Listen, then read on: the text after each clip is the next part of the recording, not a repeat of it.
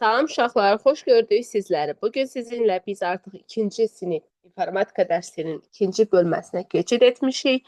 İkinci bölməmiz informasiya adlanır və ikinci bölməmiz informasiya bölməmizin ilk mövzusu informasiyanın növləri mövzusudur.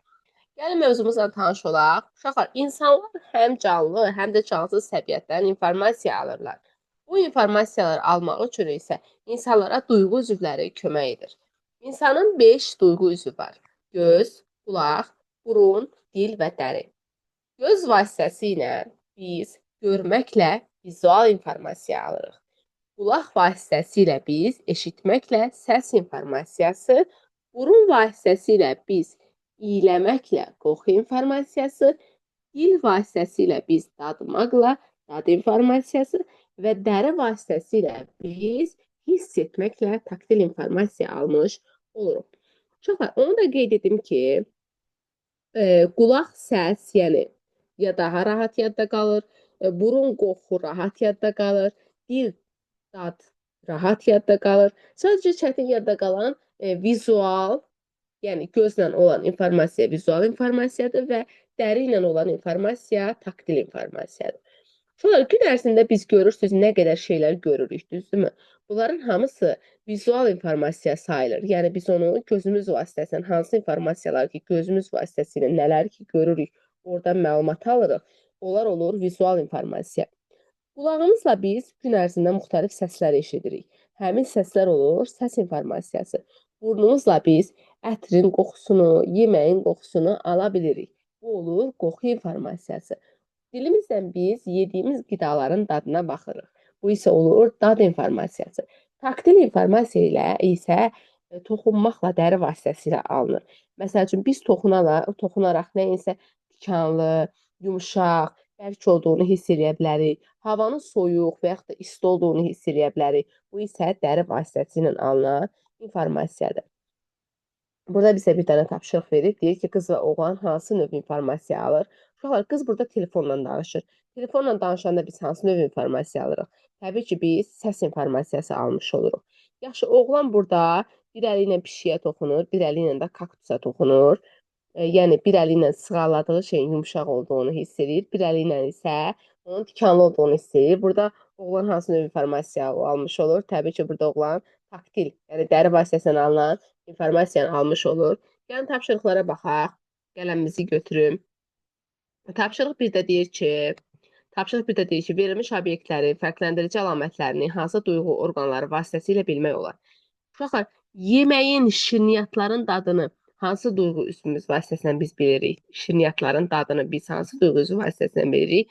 Təbii ki, dil vasitəsilə bilirik. Eyni zamanda onların rəngini görürük göz vasitəsilə və formasını anlaya bilərik, əlimizlə toxunmaqla anlaya bilərik. İkincidə bizə boş su qabları göstərilib. Bu qabların biz rəngini, vizual olaraq rəngini görə bilərik və toxunmaqla da onun formasını təyin edə bilərik. Sonra üçüncü C şəklində olanlar güllərdir. Gülləri biz görürük, yəni ondan vizual informasiya alırıq. Eyni zamanda qoxlayırıq və qoxu informasiyası almış oluruq. D variantında olan isə quşlardır. Quşları biz həm görürük, yəni vizual informasiya almış oluruq. Həm quşların səsini eşidirik, yəni səs informasiyası almış oluruq. Həm də toxunsaq onların yumşaq olduğunu görərik və burada taktil informasiya da almış olarıq. İkinci tapşırıqda bizə deyir ki, iyləməklə qızılgülün nərgizdən fərqləndirmək olarmı? Bəs qərənfil və laləni? Uşaqlar, qızılgülü nərgizdən iyləməklə əlbəttə ki, fərqləndirmək olar. Qızılgülün və nərgizin özünə məxsus xüsusi qoxuları var. Ancaq qərənfil və laləni bir-birinə fərqləndirə bilmərik. Ona görə ki, qərənfil və lalənin qoxusu yoxdur. Sonra üçüncü tapşırıqda deyir ki, səs informasiyasına aid ifadəni seçin. Qarpızın dadı aiddir. Bu daddır. Bu aid deyil. Yağışın şırıltısı. Yağışın şırıltısı bu səsdir. Təbii ki, aiddir.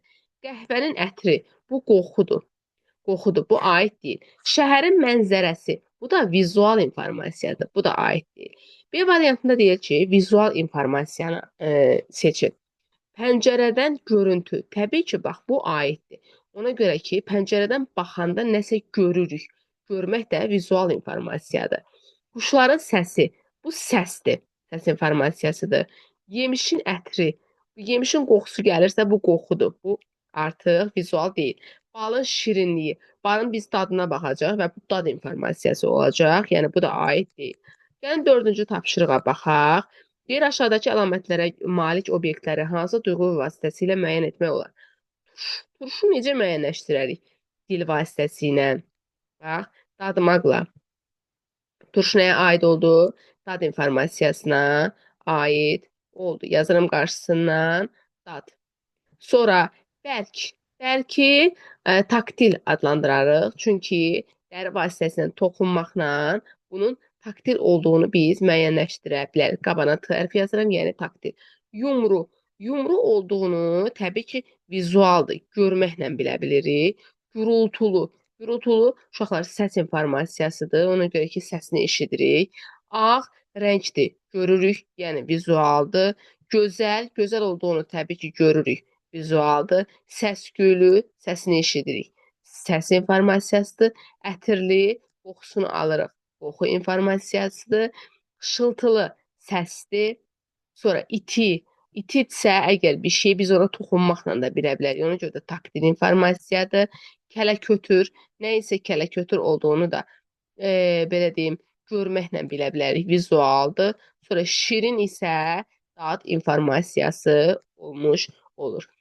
Bu günlük bu qədər. Məncə dərsimiz artıq sizə aydın olmuşdur. Tapşırıqları işləməyi unutmayın və dərsimizə mütləq şəkildə bir neçə dəfə təkrar-təkrar baxın.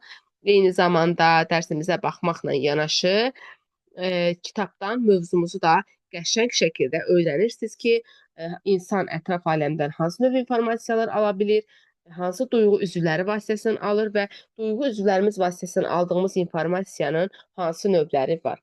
Hansı duyğu üzvlərimiz var idi? Təkrar bir daha üstündən keçək. Göz, qulaq, burun, dil və dəri. Göz vasitəsilə alınan vizual, burun vasitəsilə alınan qoxu, qulaq vasitəsilə alınan səs, dil vasitəsilə alınan dad və dəri vasitəsilə alınan isə taktil informasiya dedik. Sağ olun.